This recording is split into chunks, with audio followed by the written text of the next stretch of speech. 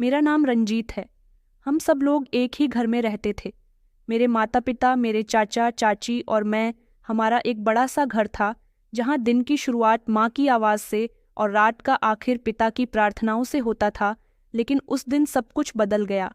मेरी इकलौती बुआ हमारे घर पर आई। मेरे पिताजी और चाचा जी की इकलौती बहन। उनके आने की खबर अचानक नहीं थी। उनके और फूफा जी के झगड़े हमेशा से चलते आ रहे थे, लेकिन इस बार वो अपना छोटा सा बैग लेकर दरवाजे पर खड़ी थीं। उनके साथ उनकी बेटी सारिका भी थी, छोटी उम्र की खामोश आंखों में सवाल लिए हुए। पिताजी ने दरवाज़ा खोला तो वो अंदर दाखिल हो गई, जैसे बरसों बाद कोई अपना घर लौट आया हो। माँ ने किचन से झांक कर देखा और सिर्फ इतना कहा, फिर आ गई। उनकी आवाज़ में नाराज़गी छुपी हुई नहीं थी। बुआ सोफे पर बैठते हुए कहने लगी, भैया, अब मुझसे उस आदमी के घर में और नहीं रह जाता। वो मुझे बहुत मारता है, मुझे इज्जत नहीं देता, हर बात पर झगड़ा करता है। बस अब मैं यहाँ आ गई हूँ, मुझे आप लोगों के साथ रहना है। सब लोग थोड़ी देर के लिए खामोश हो गए। फिर पिताजी ने बड़ी नरमी से उनसे कहा कि तुम्हारा घर वही है जहाँ तुम्हारा पति है। रिश्ते निभाने से बनते हैं, घर छोड़कर आ जाने से नहीं। बुआ जी की आंखों में आंसू आ गए, मगर चेहरे पर जिद थी। नहीं भैया, मैं वापस नहीं जाऊंगी। मैं अपनी बेटी के साथ यहीं पर रहूंगी। मेरी उम्र उस समय 12 साल थी। मैं सारिका के बराबर में बैठ गया, सब सुन रहा था। मेरी समझ में थोड़ा थोड़ा आ रहा था। अगले कुछ दिनों में घर का माहौल पूरी तरह से बदल गया। माँ और चाची की बातों में बुआ को लेकर छुपे हुए ताने आने लगे कि कुछ लोगों से घर बसाने नहीं आते, उजाड़ने आते हैं। एक दिन चाची किचन में बर्तन धोते हुए कहने लगी, देखना भाभी, रश्मि दीदी यहाँ सिर्फ मेहमान बनकर नहीं आई, हमारे घर पर कब्जा करने आई है। मेरे पिता इन सब बातों से बचने की कोशिश करते थे। वो सुबह जल्दी ऑफिस चले जाते थे, शाम को देर से घर आते और खामोशी से खाना खाकर कमरे में चले जाते। मैं एक दिन आंगन में खेल रहा था जब बुआ मेरे पास आई। उन्होंने मेरे सर पर हाथ रखा और कहने लगी, मेरा बेटा रंजीत, तू कितना प्यारा है, बिल्कुल मेरे भाई के जैसा है। मैंने हैरानी से उनकी तरफ देखा और कहा, बुआ, क्या आप हमेशा यही रहेंगी? उन्होंने हंसते हुए कहा, क्यों, तुम्हें यहाँ मेरा रहना बुरा लग रहा है क्या बेटा? मैंने कहा कि नहीं, बस ऐसे ही पूछ रहा था। तो वो कहने लगी कि मैं तुम सबके साथ रहना चाहती हूँ। सारिका के लिए भी ये घर बहुत अच्छा है। यहाँ तुम दोनों साथ पढ़ोगे, खेलोगे। उनकी आवाज़ में एक अजीब सा भरोसा छुपा हुआ था। सारिका मुझसे उम्र में 4 साल बड़ी थी। मैं उसे पढ़ाया करता था। वो बहुत कम बोला करती थी, बस सिर हिलाकर जवाब दिया करती थी। एक रात मैं पानी पीने उठा तो मुझे माँ और पिताजी की आवाज़ सुनाई दी। वो शब्दों में बहस कर रहे थे। माँ पिताजी से कह रही थी कि वो तुम्हारी बहन है, लेकिन उनकी हरकतें हम सबको बर्दाश्त करनी पड़ेगी। पिताजी ने थके हुए शब्दों में कहा, मैं उसे कैसे यहाँ से निकालूं? वो मेरी बहन है। माँ ने कहा, मैं तुम्हारी पत्नी हूँ, लेकिन मेरी जगह तुम्हारी बहन ने ले ली है। इस घर में मैं दरवाजे पर खड़ा रहकर सारी बातें सुनता रहा। मैंने पहली बार महसूस किया था कि रिश्तों का वजन भी होता है, और कभी कभी वो इतना भारी हो जाता है कि घर की दीवारें भी हिलने लगती हैं। बुआ हर समय घर में मौजूद रहती, जैसे वो मेहमान नहीं, हमारे घर की मालकिन हो। काम कुछ नहीं करती थी, बस सबके कामों में कमियां निकाला करती थीं। चाची ने मुझसे कई बार कहा था कि तुम अपनी बुआ के पास मत बैठा करो, उनकी बातों में जहर होता है। मुझे किसी की बात समझ नहीं आती थी, बस इतना पता था कि कुछ ठीक नहीं हो रहा। वो घर जो कभी खुशी और हंसी से भरा हुआ रहता था, अब शिकायतों से भर चुका था। मुझे लगा कि सब कुछ ठीक हो जाएगा, लेकिन जैसे जैसे दिन गुजरते गए, घर में तंगी बढ़ती गई। बुआ को हमारे घर में रहते हुए 3 साल गुजर चुके थे। वक्त के साथ सबने एक दूसरे की मौजूदगी को कबूल करना सीख लिया था। बुआ हमारे घर में अपनी जगह मजबूत कर चुकी थी। माँ खामोश हो गई, चाची अलग अलग रहने लगी, पिताजी और चाचा जी बीजी रहने लगे। सारिका हमारे साथ स्कूल जाने लगी थी। वो काफ़ी बदली बदली सी रहने लगी थी, बात कम करती थी, ज़्यादातर बुआ के साथ ही दिखाई देती थी। एक दिन बुआ जी के पति हमारे फूफा जी घर के दरवाजे पर आए। चाची ने आकर इस बात की खबर बुआ को दी। बुआ ने जब ये खबर सुनी तो फौरन बाहर निकल आई। उनके चेहरे पर हैरानी और बेचैनी दोनों थी। फूफा जी कुछ कहने की कोशिश कर रहे थे। उन्होंने बुआ जी से कहा कि रश्मि, मुझे तुमसे बात करनी है। बुआ ने धीरे से कहा कि तुम्हारे और मेरे बीच में अब कुछ नहीं बचा हुआ। बुआ का जवाब सख्त था। पिताजी और चाचा जी भी दरवाजे तक आ गए थे। माहौल को देखकर उन्होंने बात संभाली। फूफा जी से कहा कि अंदर आ जाइए, बैठकर बात करते हैं, मामला बैठकर ही सुलझते हैं।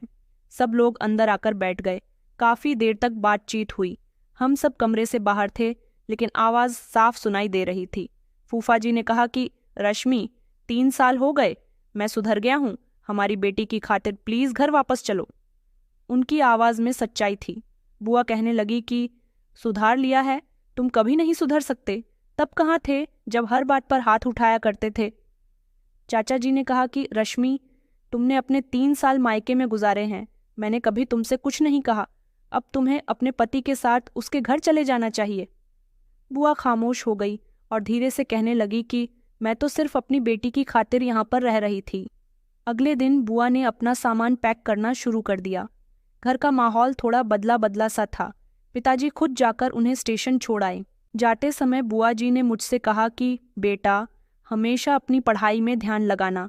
मैंने उनका हाथ पकड़कर कहा कि बुआ, आप फिर कब आओगी? उन्होंने कहा कि हाँ बेटा, ज़रूरत पड़ी तो ज़रूर आऊँगी। उन्होंने कुछ देर मेरी आंखों में देखा, फिर कहने लगी कि अब सब कुछ ठीक हो जाएगा। उनके जाने के बाद घर में अजीब सा सुकून छा गया था। ऐसा लगा जैसे कोई भारी बोझ हट गया हो। माँ और चाची भी खुश थीं। रात का खाना सब लोगों ने साथ बैठकर खाया। अगले दिन मैं और सौम्या आंगन में बैठे खेल रहे थे। सौम्या मेरे चाचा जी की बेटी थी, मुझसे उम्र में पूरे 2 साल छोटी थी। दोपहर का खाना खाने के बाद हम लोग ऊपर वाले कमरे में खेलने के लिए चले गए। हम लोग कमरे में बिखरे खिलौनों से खेल रहे थे। मैंने सौम्या से कहा कि चलो आंख मिचौली खेलते हैं। मैंने अपनी आंखों पर पट्टी बांध ली थी और फिर 3 तक गिनने लगा, जबकि नीचे से कुछ जलने की बदबू आने लगी। मैंने फौरन अपनी आंखों से पट्टी हटाई। हम दोनों ने नीचे देखा तो नीचे चारों तरफ धुआं फैला हुआ था, जिसे देखकर हम दोनों घबरा गए। पता नहीं ये कैसा धुआं है। हम दोनों सीढ़ियों तक भागे, लेकिन नीचे का घर आग की चपेट में था। किचन से आग के शोले निकल रहे थे। चाची और माँ की चीखें सुनाई दे रही थीं, लेकिन हमें कुछ नजर नहीं आ रहा था। धुआं इतना ज्यादा था कि आंखें जलने लगीं, सांस लेना मुश्किल हो रहा था। हम वापस ऊपर आ गए, कमरा बंद कर लिया और खिड़की से बाहर देखने लगे। सड़क पर लोग इकट्ठे हो चुके थे। सौम्या रो रही थी और बार बार कह रही थी कि हम मर जाएंगे, रंजीत कुछ करो, हम नहीं बचेंगे। कुछ ही देर में फायर ब्रिगेड आ गई। पानी के पाइप चलने लगे, सीढ़ियाँ लगाई गई और हमें रेस्क्यू वर्कर ने ऊपर आकर खिड़की से नीचे उतार लिया। पीछे पूरा घर जल रहा था। इस घर के अंदर मेरे माता पिता और सौम्या के माता पिता भी थे। सौम्या तो चिल्ला चिल्ला कर रो रही थी कि मेरे माता पिता कहाँ हैं, लेकिन मैं खामोश खड़ा हुआ था। मेरी जुबान जैसे बंद हो चुकी थी, बोलने को कुछ बाकी नहीं रहा था। हमारे घर का पूरा हिस्सा जल चुका था। हमें 4 लाशें दिखाई गईं। मेरे माता पिता, चाचा चाची, जिनके शरीर काफ़ी हद तक जल गए थे और उनके चेहरे देखने लायक भी नहीं रहे थे। उनको देखकर हम दोनों ने अपनी आंखों पर हाथ रख लिए और फूट फूट कर रोने लगे। हमें भी अस्पताल ले जाया गया। एक नर्स ने हमें पानी दिया, लेकिन हमारे हलक से कुछ नहीं उतर रहा था। वो लोग जिन्होंने हमें जिंदगी दी थी, खुद जिंदगी की आग में जल गए। बुआ को खबर हुई तो वो दूसरे शहर में थी। दोपहर को वह तेज रफ्तार से अस्पताल पहुंची। उनकी चीखें अस्पताल की दीवारों से टकरा रही थीं। मेरे भैया, मेरे भाभी बहुत अच्छे थे तुम लोग, मैं तुम्हारे बिना कैसे रहूंगी? सौम्या उनके गले से लग गई। बुआ ने उसे फौरन गले से लगा लिया और कहने लगी कि अब मैं हूं तुम दोनों की माँ। अंतिम संस्कार के बाद हमारे जो रिश्तेदार मौजूद थे उनको हम नहीं जानते थे, क्योंकि सबके चेहरे हमारे लिए अजनबी थे। मैं अफसोस में था और सौम्या एक कोने में बैठी हुई थी। न रो रही थी, न उसके अंदर रोने की ताकत थी, न समझने की कि वो घर जिसमें हम कल तक खेलते थे अब वो राख हो चुका था। बुआ हमारे पास आईं। रो रोकर उनका बुरा हाल हो गया था। उन्होंने हमें अपने सीने से लगा लिया। कहने लगीं, रो मत मेरे बच्चों, अब मैं हूँ तुम्हारी माँ भी और तुम्हारा बाप भी। सौम्या का सर उनकी गोद में था और मैं उनके कंधे से लगा बैठा था। वो समय ऐसा था जिसमें कुछ कहने को कुछ नहीं बचा था और सुनने वाले भी खामोशी से सब समझ जाते थे। शाम तक बुआ हमें अपने साथ अपने घर ले जाने की तैयारी कर रही थीं। वो हमें बाजार लेकर गईं, हमारे लिए नए कपड़े दिलवाए, अस्पताल से लेकर मोहल्ले तक हर जगह के कागजात संभाले। मैंने उस दौरान उनके चेहरे पर किसी तरह की थकान नहीं देखी थी। ऐसा लगता था जैसे वो कुछ करके दिखाना चाहती हैं। बुआ हमें गाड़ी में बैठाकर एक तंग मोहल्ले में लेकर आई थीं। ये उनका अपना शहर था जहां उनकी शादी हुई थी। 2 मंजिल का एक छोटा सा मकान था जिसमें पुराने गमले रखे हुए थे और एक छोटा सा आंगन। सामने ही सारिका खड़ी थी और उसके साथ उसका छोटा भाई भी था जो मुझसे थोड़ा ही बड़ा होगा। बुआ ने कहा कि अब ये दोनों हमारे साथ हमारे घर में रहेंगे। जैसे तुम हो वैसे ही ये भी मेरे बच्चे हैं। सारिका ने हल्के से सर हिलाया और एक कमरे की तरफ इशारा किया। ये कमरा साफ है, इनके लिए ठीक रहेगा। पहली रात सौम्या मेरे साथ फर्श पर बिछी दरी पर सोई थी। उसे नींद नहीं आ रही थी। उसने पूछा, क्या हम यहाँ रहेंगे रंजीत? मैंने आंखें बंद करते हुए कहा, शायद। बुआ ने तो यही कहा है कि अब वो हमारी माँ है। सौम्या कहने लगी, माँ तो माँ होती है, माँ की जगह कोई नहीं ले सकता। मैंने उसे कोई जवाब नहीं दिया। अगले दिन बुआ ने हमें स्कूल से एडमिशन कार्ड लाकर दिखाए। कहने लगीं कि तुम दोनों की पढ़ाई यहाँ से जारी होगी, मैं हर कीमत पर तुम्हें पढ़ाऊंगी। सौम्या ने दबे शब्दों में कहा, लेकिन सारिका तो स्कूल नहीं जाती। बुआ ने ठंडी सांस ली। बेटा, अब वो बड़ी हो गई है, घर के कामों में हाथ बटाती है।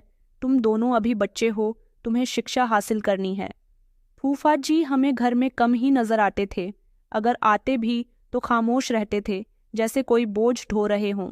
एक बार जब मैं आंगन में खेल रहा था तब मुझे उन दोनों पति पत्नी की तेज आवाजें सुनाई दीं।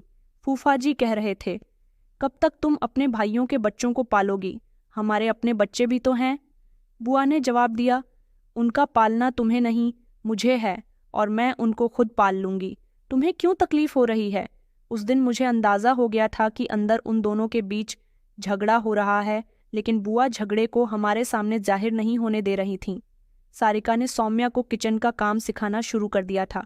यहाँ सब कुछ साथ चलता है, पढ़ाई भी, बर्तन भी, सफाई भी। लेकिन परेशान ना हो, मैं भी काम कर लेती हूँ। सारिका के शब्दों में नरमी थी, लेकिन उसकी आंखों में कभी भी अजीब सा खिंचाव नहीं आता था। मेरी नई किताबें आ गई थीं। बुआ खुद जाकर लेकर आई थीं। मैंने उन्हें एक रात सिलाई मशीन पर बैठे देखा। जब सब सो चुके थे तब वो कपड़ों को नाप के साथ काट रही थीं। फिर उनकी आंखें बार बार नींद की वजह से झपक रही थीं। मैंने उनके पीछे से जाकर कहा, बुआ जी, आप कब सोती हो? उन्होंने पीछे पलटकर देखा और मुस्कुराकर जवाब दिया, बेटा, तुम्हारे सपने पूरे हो जाएंगे। तब मैं कुछ नहीं कह सका, बस चुपचाप वापस अपने बिस्तर पर आकर लेट गया। लेकिन अब नींद कम और सोच ज्यादा आने लगी थी। कई दिन इसी तरह से गुजर गए। घर का हर कोना हमें हमारे माता पिता की याद दिलाता था, लेकिन अब वो आंगन, वो सीढ़ियाँ और वो सिलाई मशीन की आवाज़ हमें यह भी सिखा रही थी कि शायद कुछ लोग अपनों से ज़्यादा अपने होने का हक अदा कर देते हैं। मुझे नहीं पता था कि वो मोहब्बत जो आज मेरी हिफाजत बनी हुई है, एक दिन मेरे लिए सबसे बड़ी परीक्षा बन जाएगी। हम सिर्फ जिंदा रहना सीख रहे थे और जिंदगी हमें हर रोज़ नया सबक सिखा रही थी।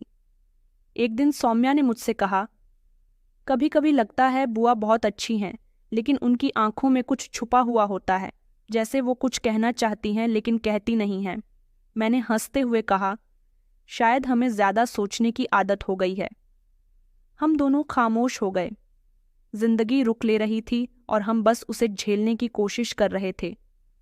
हमें बुआ के घर आए हुए अभी 6-7 हफ्ते ही गुजरे थे, लेकिन इन दिनों में कुछ बदलाव आने लगा था। सुबह की शुरुआत बुआ की मशीन चलाने की आवाज़ से होती थी। वो सुबह को 5 बजे के बाद ही काम पर बैठ जाती थीं। उनके कमरे में कपड़े के धागे, कतरने और ऑर्डर की लिस्ट बिखरी हुई रहती थी। सारिका नाश्ता बनाती थी, सौम्या उसका हाथ बंटाया करती थी और मैं स्कूल की तैयारी करता था। बुआ सबसे आखिर में नाश्ता करती और अक्सर खाते खाते ही दोबारा मशीन पर जाकर बैठ जाती थीं। उनके पति मतलब हमारे फूफा जी अक्सर दिन भर घर से गायब रहते। शाम को आते तो आंखें लाल होती थीं, कदम लड़खड़ा रहे होते, जो कुछ कहते नहीं थे, बस सीधे अपने कमरे में जाकर लेट जाते थे। एक दिन मैंने बुआ से पूछ लिया, फूफा जी को क्या हो गया? उनकी तबीयत रोज खराब रहती है। बुआ ने सिलाई रोकते हुए कहा कि बेटा, वो बीमार नहीं हैं, अपनी मर्जी के बीमार हैं, तुम बस अपनी पढ़ाई पर ध्यान दिया करो। मुझे उनका जवाब अधूरा सा लगा, लेकिन मैं खामोश हो गया। बुआ मेरे स्वामी और सारिका के बीच फर्क नहीं करती थीं। मेरे लिए तो उनकी तरफ से एक अलग ही अटेंशन थी। वो अक्सर मेरे सर पर हाथ फेर कर कहती थीं कि रंजीत, तुम में मुझे अपने भैया की झलक दिखाई देती है। तुम ही हो जो मेरे भैया का नाम रोशन करोगे। एक दिन मैं स्कूल से आया तो वो दर्जे की दुकान से बहुत सारे ऑर्डर्स सिलने के लिए लाई थी। मैं हैरान हुआ। मैंने कहा, बुआ, इतने सारे कपड़े हैं, ये सब आपको सिलने हैं? उन्होंने कहा कि हाँ बेटा, महीने का खर्च निकालना है। अब तुम बड़े हो रहे हो, तुम्हें समझना होगा कि ये सब इसी तरह से नहीं चलता। मैंने अपनी कॉपी उनके सामने रखी और कहा कि बुआ जी, आज टीचर ने मुझसे कहा है कि मुझे स्कॉलरशिप मिल सकती है। उन्होंने फौरन मेरी कॉपी खोलकर देखी और खुशी से मुझे गले लगा लिया। कहने लगी कि बेटा, मुझे तुम पर गर्व है। स्वामी और सारिका ये सब देख रही थीं। सौम्या ने धीरे से कहा, बुआ, मेरी भी टेस्ट में बहुत अच्छे नंबर आए हैं। बुआ ने मुस्कुराकर उसकी तरफ देखा कि बहुत अच्छी बात है बेटा, लेकिन रंजीत ने पूरे स्कूल में टॉप किया है। सौम्या का चेहरा बूझ गया, लेकिन उसने कुछ नहीं कहा। उसने अकेले में मुझसे कहा कि बुआ, तुम्हें सच में बहुत प्यार करती है, लेकिन सारिका कभी कभी अजीब नज़रों से देखती है।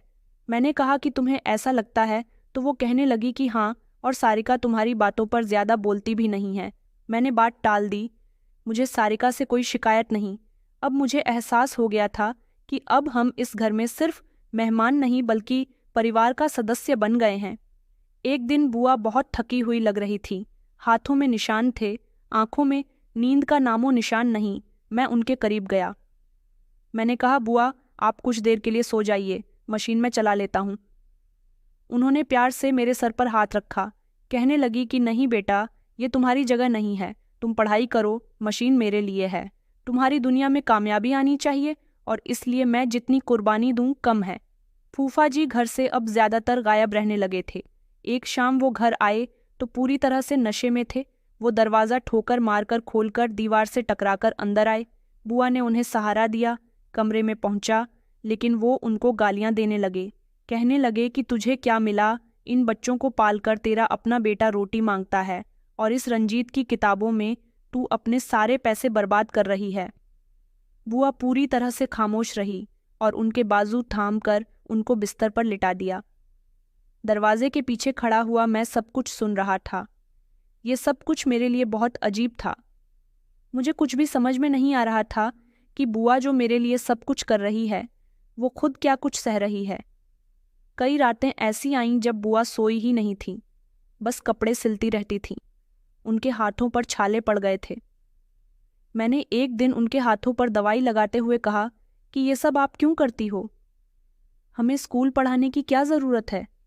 मैं कोई काम कर लूँगा, पैसे आएंगे तो फिर आपको भी काम करने की ज़रूरत नहीं पड़ेगी। तो उन्होंने मेरा हाथ झटक दिया और कहने लगी कि बेटा, तुम काम के लिए नहीं बने हो, तुम्हें एक बड़ा आदमी बनना है।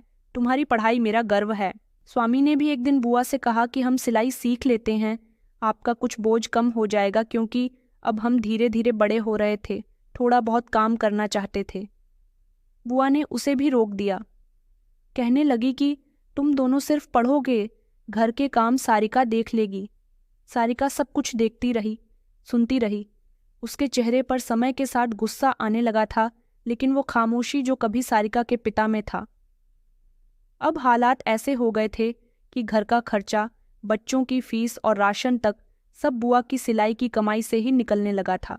कभी कभी वो पुराने कपड़े भी सिलती थी और पुरानी कस्टमर से उधार लेने से भी नहीं कतराती थी। मैंने ये सब अपने दिल में रख लिया। मैं जान गया था कि हमारे सर पर छत जिस मोहब्बत से कायम है, वो किसी कर्ज की नहीं, किसी माँ के फैसले की बुनियाद पर खड़ी है।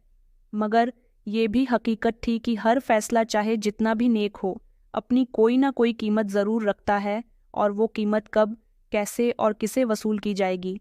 ये समय बताता है बुआ की सिलाई मशीन के पहिए के साथ मेरी शिक्षा का पहिया भी चल रहा था। स्कूल में मेरा नाम हमेशा पोजीशन पर आया करता था। क्लास का हर टीचर मुझे पहचानना था। परीक्षा के दिनों में मेरा बैग कुछ ज़्यादा और रातें कुछ कम नींद वाली हो जाती थी, लेकिन बुआ का सिर्फ इतना कहना था कि बेटा, एक दिन ऐसा आएगा जब तुम्हारे सर पर इन्हीं किताबों का बोझ ताज बनकर रखा जाएगा। घर का माहौल अभी ऐसा नहीं था कि सब कुछ आसान हो। सारिका घर के कामों के साथ सिलाई भी सीखने लगी थी। उसके अंदर एक अजीब सी खामोशी बढ़ती जा रही थी।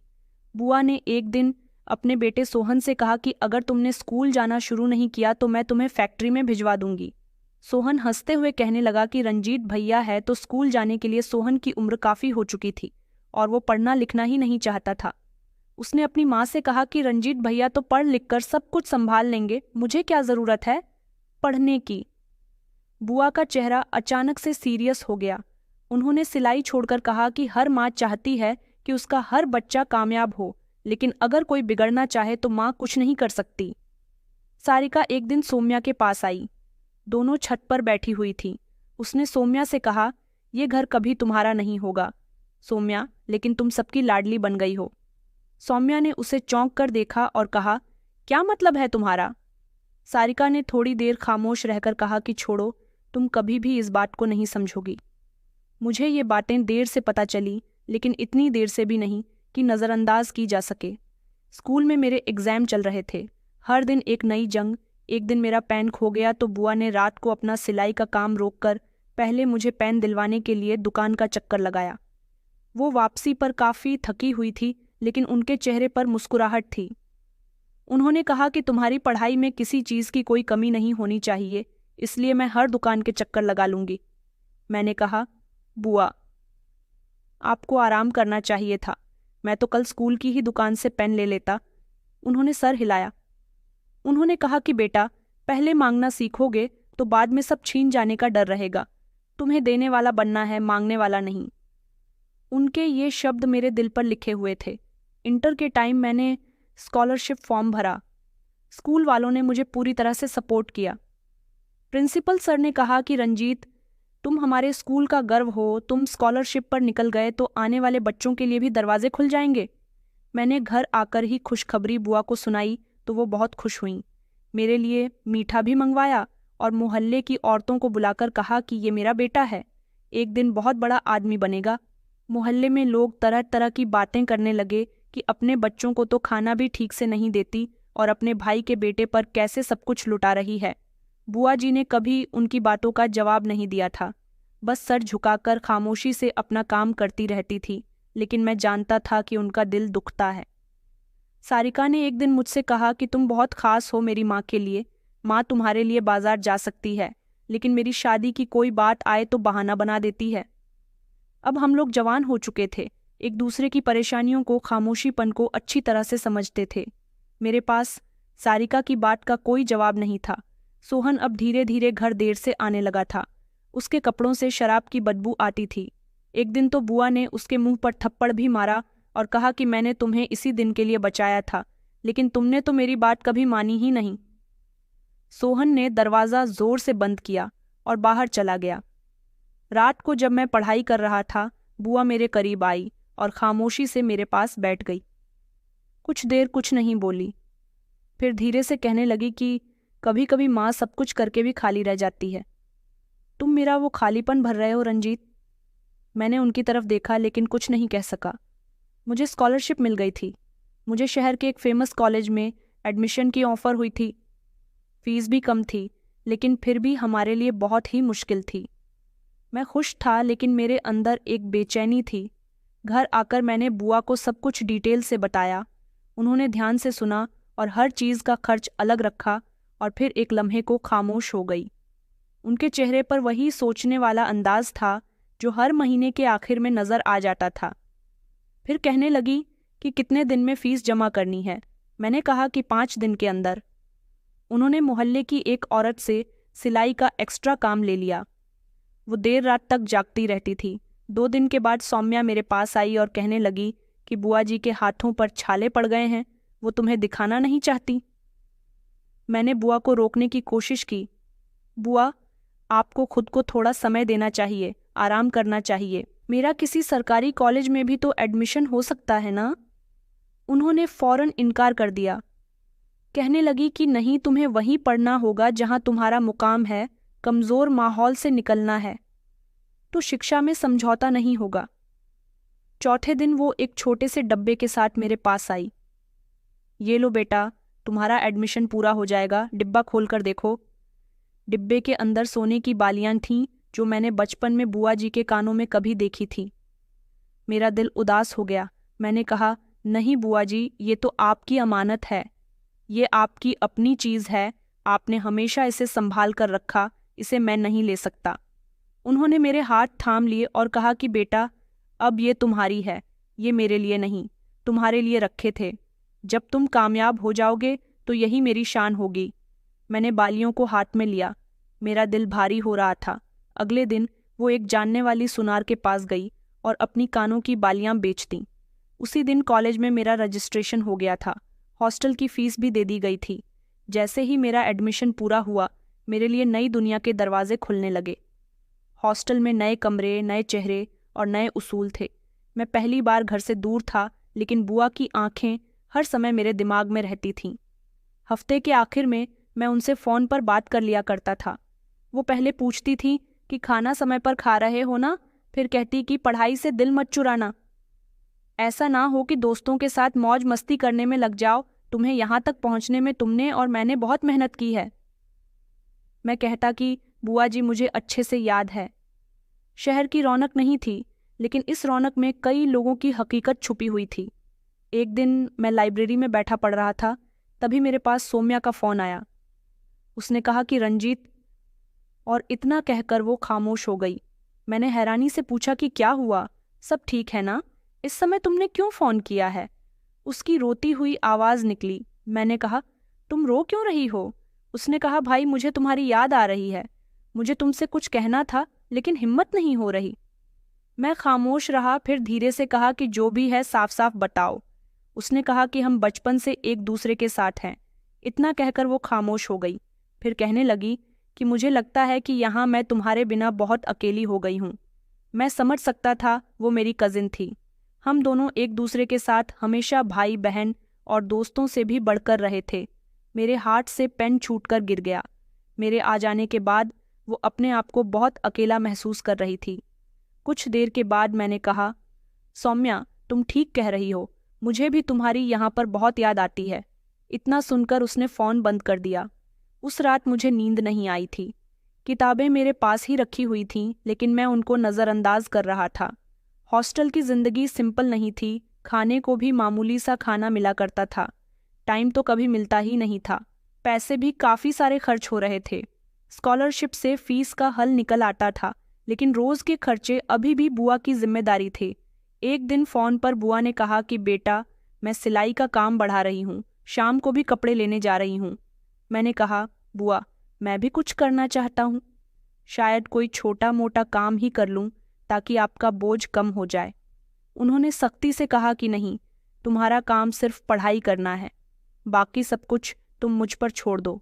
मैं जानता था कि वो थक चुकी हैं, लेकिन उनकी ज़ुबान पर कभी कोई शिकायत नहीं आई थी और मैंने फैसला कर लिया था कि एक दिन ऐसा आएगा जब मैं उन्हें ये कहूँगा कि अब आप सुकून से रहिए, अब आपको काम करने की ज़रूरत नहीं है, मैं सब कुछ संभाल दूंगा। शायद इसी लम्हे के इंतज़ार में बुआ हर दिन अपने हिस्से के बोझ को समेटती जा रही थी। हॉस्टल की ज़िंदगी धीरे धीरे नॉर्मल बनती जा रही थी, लेकिन खर्चों का दबाव कम होने के बजाय बढ़ता जा रहा था। स्कॉलरशिप सिर्फ मेरी शिक्षा के खर्च को पूरा करती थी, लेकिन खाने पीने की, किताबों के और नोट्स के खर्चे मुझ पर हर बार बुआ की तरफ देखना पड़ता था। वो पहले ही काफ़ी ज़्यादा कमज़ोर हो चुकी थी। अपने आराम को उन्होंने मुझ पर कुर्बान कर दिया था। एक दिन फ़ोन पर उनकी बहुत थकी थकी आवाज़ निकल रही थी। मैंने कहा, बुआ जी, आपकी आवाज़ बहुत धीमी निकल रही है, सब ठीक तो है ना, आपकी तबीयत तो ठीक है?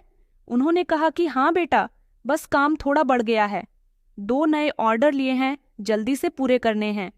मैंने कहा, बुआ, मुझे कुछ दिनों में छुट्टी मिल जाएगी, मैं आकर आपका कुछ हाथ बटा दूंगा। उन्होंने कहा कि रंजीत, तुम बस अपनी पढ़ाई पर ध्यान दो, हम सब यहाँ पर सब कुछ संभाल लेंगे। फ़ोन बंद हुआ तो मैं काफ़ी देर तक सोचता रहा कि अब वो समय आ चुका है कि मुझे खुद कुछ करना चाहिए। अगली सुबह मैंने कॉलेज के करीब छोटे से कारोबार पर नज़र डालनी शुरू की। एक छोटी सी जगह नज़र आई जहाँ दिन के समय खाने पीने की चीज़ें बिकती थीं। एक छोटे से होटल वाले बाबा जी से मैंने बात की और कहा कि बाबा जी, अगर मैं यहाँ राजमा और छोले चावल का छोटा सा ठेला लगा लूँ। तो उन्होंने मुझे ऊपर से नीचे तक देखा। कहने लगे कि स्टूडेंट लगते हो बेटा, ये काम तुम्हारे बस का नहीं है, कोई और काम देख लो। मैंने कहा, बाबा जी, काम कोई छोटा या बड़ा नहीं होता, बस इज्जत होनी चाहिए।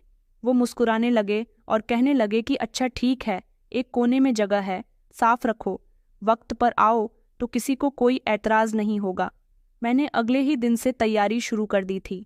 अगले दिन हॉस्टल के कमरे में रात को पढ़ाई करता, सुबह कॉलेज जाता, दोपहर को कॉलेज के पास ठेले पर छोले और राजमा चावल बेचने के लिए खड़ा हो जाता था। ज़्यादा नहीं, बस इतना तो बिक जाए। पहले दिन ही 2-3 कस्टमर आए। उन्होंने पूछा कि तुम तो स्टूडेंट लगते हो।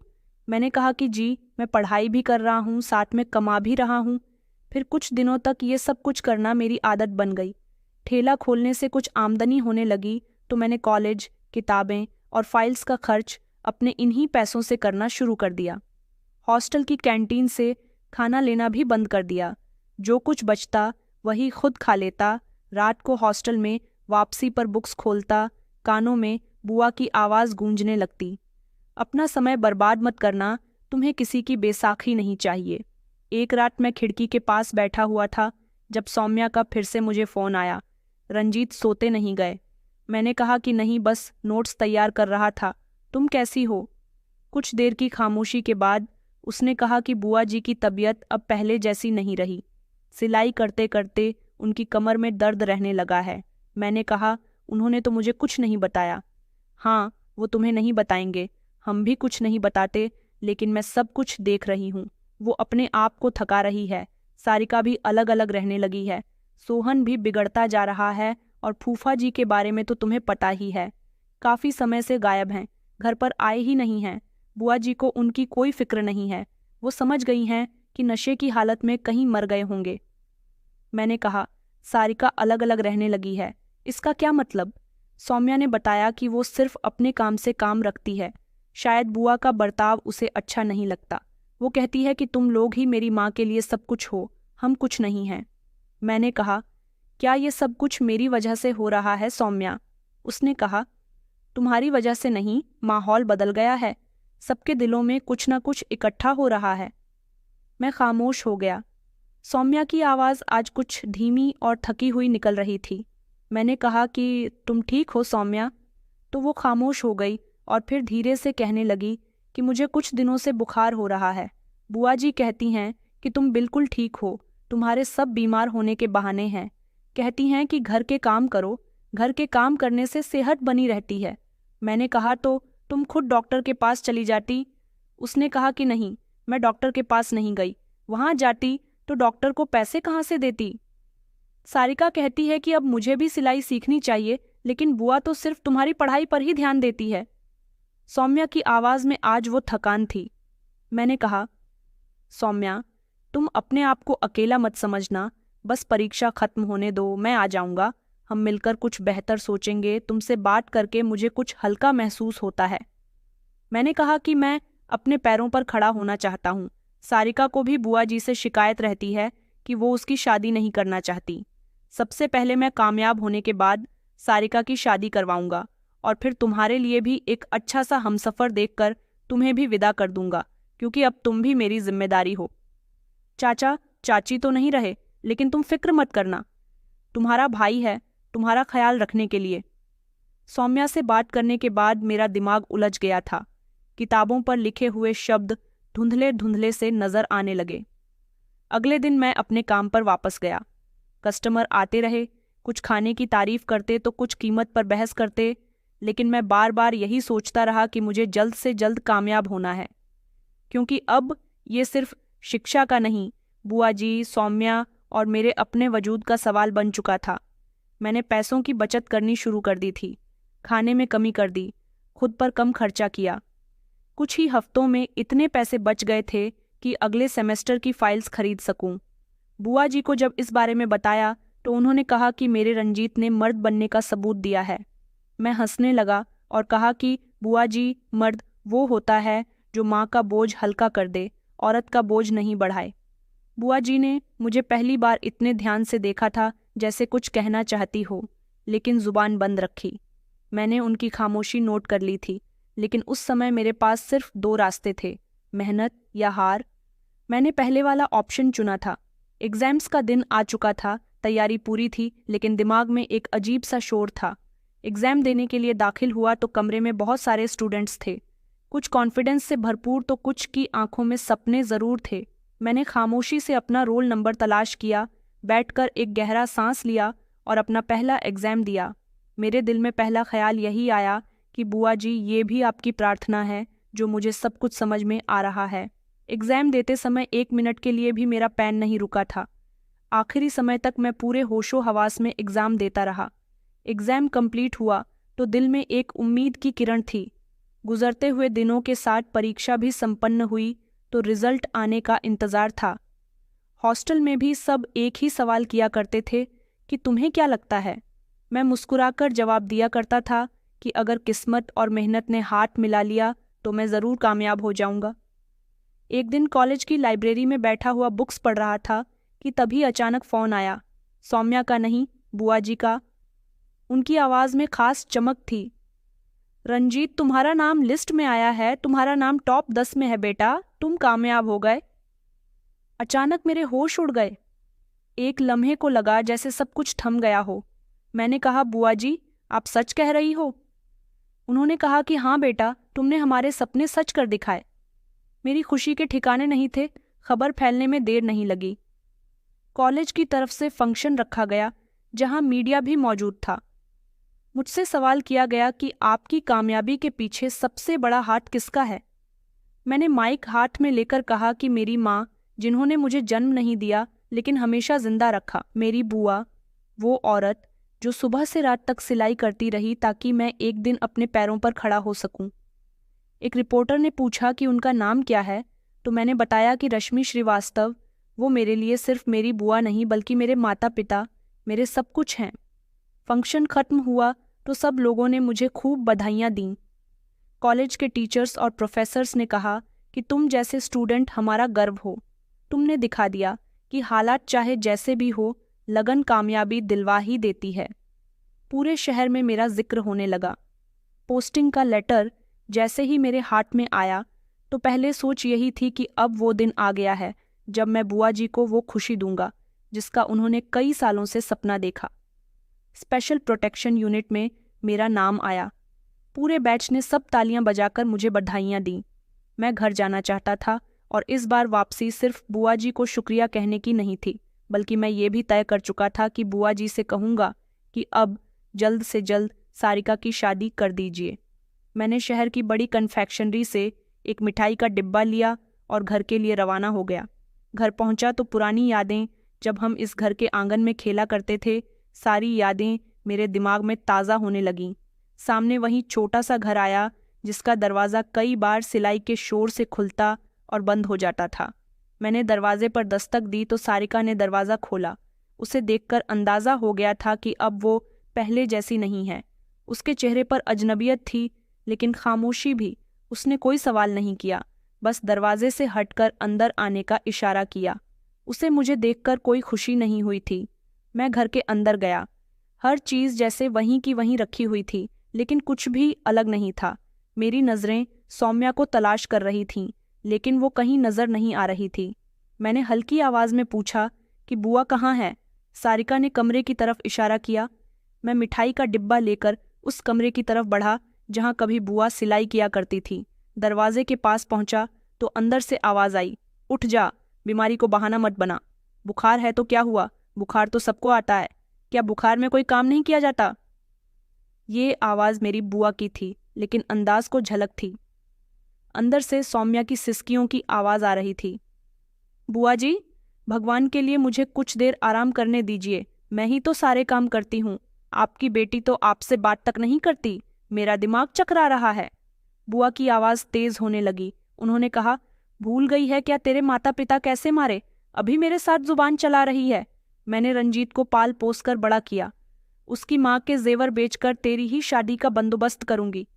मैं दरवाजे पर खड़ा हुआ उनकी सारी बातें सुन रहा था। वो हर शब्द जिसे मैंने अपने कानों से सुना मेरे अंदर जैसे कुछ तोड़ रहा था। तभी सौम्या की आवाज़ आई, अगर रंजीत को सब कुछ पता चल गया तो? बुआ ने कहा, कौन बताएगा रंजीत को ये सब कुछ? तू। अगर तूने रंजीत को कुछ भी बताने की कोशिश की तो मैं तुझे जान से मार दूंगी, जैसे तेरे माता पिता को मारा था।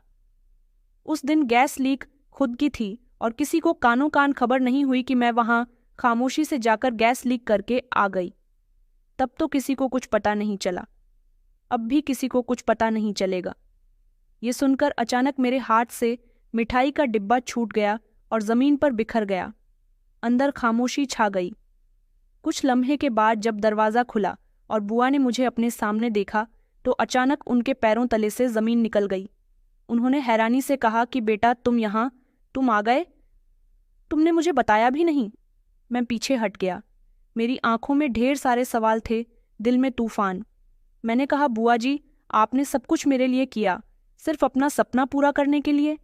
बुआ ने आगे बढ़ने की कोशिश की और कहा कि बेटा, मैं तुम्हें जो बनाना चाहती थी वो बना दिया, अब बस आगे बढ़ो। मैंने सख्त शब्दों में कहा, और जो पीछे बीते हुए समय में आपने किया है, मेरे माता पिता को आग में झोंक कर आपने मुझे बताया, वो सब क्या था? सौम्या और सारिका ये सब कुछ सुन रही थीं।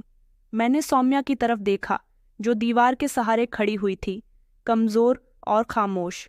मेरी नज़रों से नज़र मिलाते हुए उसने सिर्फ इतना कहा कि रंजीत, अब सब तुम्हारे सामने है, फैसला तुम्हारे हाथ में है। मैंने अपनी जेब से मोबाइल निकाला और एक नंबर मिलाया। हेडक्वार्टर, मुझे एक इमरजेंसी गिरफ्तारी करवानी है। बुआ ने पीछे हटते हुए कहा कि नहीं बेटा, तुम ऐसा नहीं कर सकते। मैंने तुम्हें पाल पोस कर बड़ा किया। आज तुम एक पुलिस ऑफिसर बन गए हो तो आज मुझे ही अरेस्ट करवाना चाहते हो? मैंने कहा कि शायद आपने मुझे इसी दिन के लिए पुलिस ऑफिसर बनाया था कि पुलिस ऑफिसर बनने के बाद मैं सबसे पहले अपने ही घर के आरोपी को जेल पहुंचाऊं। पुलिस थोड़ी देर के बाद घर आ गई। मैंने अपना फैसला नहीं बदला और बुआ जी को जेल भिजवा दिया। अब मैं सिर्फ एक बच्चा नहीं रहा था जिसे किसी ने गोद लिया था। कानून के सामने सब बराबर होते हैं। बुआ तो जा चुकी थी, लेकिन मेरे अंदर जो तूफान था वो गिरफ्तारी से खत्म नहीं हो सकता था। मैं वर्दी में मिठाई के डिब्बे के साथ उसी आंगन में खड़ा हुआ था जहां कभी सिलाई मशीन की आवाज़ें गूंजा करती थीं। सारिका भी आंगन में ही बैठ गई। सौम्या खामोशी से कमरे में चली गई। मैं अभी तक सोच रहा था कि सब कुछ किस मोड़ पर आकर टूटा। वो औरत जिसे मैंने माँ समझा, जिसकी प्रार्थना में अपनी कामयाबी तलाश की, वहीं मेरे माता पिता की असली कातिल निकली। मैंने अपनी वर्दी उतारी, हाथ धोया और खामोशी से सौम्या के पास गया। तुम्हें ये सब कुछ कब से पता था और तुमने मुझे क्यों नहीं बताया? उसने कहा कि मुझे अभी कुछ दिन पहले ही पता चला था। शायद मैं तुम्हें कुछ बताती भी तो तुम मेरी बात का यकीन नहीं करते, क्योंकि वो तुम्हारे लिए सब कुछ थी। सौम्या के शब्दों में शिकायत नहीं थी, सिर्फ थकन थी। मैंने अपना सर पकड़ लिया। कितना बड़ा धोखा! मैंने तो हमेशा उन पर भरोसा किया। सौम्या ने मेरी तरफ देखा। उन्होंने भी तो तुम्हारे लिए काफ़ी कुछ किया, लेकिन जो किया वो सब अपना मतलब निकालने के लिए किया। और सबसे ज़्यादा खतरनाक बात ये थी कि वो सबसे गर्व से कहती थीं जैसे वो कोई कारनामा कर रही हैं। मैंने कहा कि मैं सब कुछ ठीक कर दूंगा। बुआ जी को उनके कर्मों की सज़ा मिलनी बहुत ज़रूरी थी। उन्होंने हमारे माता पिता को हमसे अलग किया। बचपन से ही उन्हें मैं बहुत पसंद था। उनकी नज़र हमेशा मुझ पर रहती थी, क्योंकि मेरी माँ ने मुझे अच्छे संस्कार दिए थे। उन्होंने हमारे माता पिता को मारा और मुझे इस घर में ले आई और मुझसे अपनी ममता पूरी कर ली। हालांकि उनके खुद के भी बच्चे थे। सारिका कभी अपनी माँ को बुरा भला कह रही थी और सोहन, उसे पुलिस ने अरेस्ट कर लिया था क्योंकि उसे कहीं चोरी करते पकड़ा गया था। बुआ जी का पूरा घर बर्बाद हो गया क्योंकि उन्होंने एक दिन हमारा घर बर्बाद किया था। मैंने सारिका और सौम्या से कहा था कि मैं तुम्हारा भाई हूँ, अभी जिंदा हूँ, मैं तुम्हारा बहुत ख्याल रखूँगा। बुआ जी का केस अदालत में चल निकला था। मीडिया वालों ने मुझसे सवाल किया कि एक दिन वो था जब आप अपनी बुआ जी की तारीफ कर रहे थे, आज आपने खुद ही अपनी बुआ को अरेस्ट करवा दिया। पूरी दुनिया मुझे देख रही थी। मैंने कहा कि मेरी बुआ ने मेरे माता पिता और मेरे चाचा चाची को जानबूझकर मारा। वो एक कातिल है। उन्हें शुरू से ही मुझसे बहुत मोहब्बत रही है। उन्हें अपने बेटे से ऐसी उम्मीद नहीं थी कि उनका बेटा कभी उनका नाम रोशन करेगा, लेकिन मुझसे उम्मीद थी। इसलिए उन्होंने मुझ पर मेहनत की, मुझे तैयार किया था कि मैं उनका नाम रोशन कर सकूं, लेकिन उन्हें ये नहीं पता था कि कातिल कभी छुपा नहीं रह सकता और कानून सबके लिए बराबर है। बुआ जी ने मुझसे बहुत माफ़ी मांगी, मगर अब माफ़ी मेरे हाथ में नहीं बल्कि कानून के हाथ में थी। उन्हें कानूनी तौर पर सज़ा दी गई। अब मैं अपनी ज़िंदगी को नए तरीके से शुरू करना चाहता था। मैंने सबसे पहले सारिका के लिए एक अच्छा रिश्ता तलाश किया और सारिका की शादी एक अच्छे लड़के के साथ करवा दी। फिर सौम्या के लिए भी एक अच्छे परिवार का लड़का तलाश किया और उसकी भी शादी करवा दी। मैं भले ही आज बुआ जी के घर में अकेला रहता हूँ, लेकिन मुझे सुकून है कि मेरी दोनों बहनें अपने ससुराल में खुश हैं। पुलिस की वर्दी मेरे लिए सिर्फ नौकरी नहीं थी, बल्कि एक मकसद बन चुकी थी। इस कहानी से हमें ये सबक मिलता है कि सच और इंसाफ कभी कभी अपनों के खिलाफ भी खड़ा होना सिखाते हैं, क्योंकि रिश्ते हक से बड़े नहीं होते। तो दोस्तों, कहानी कैसी लगी कमेंट में ज़रूर बताएं। वीडियो अच्छी लगी तो इसे लाइक करें और हमारे चैनल को सब्सक्राइब करना ना भूलें। धन्यवाद।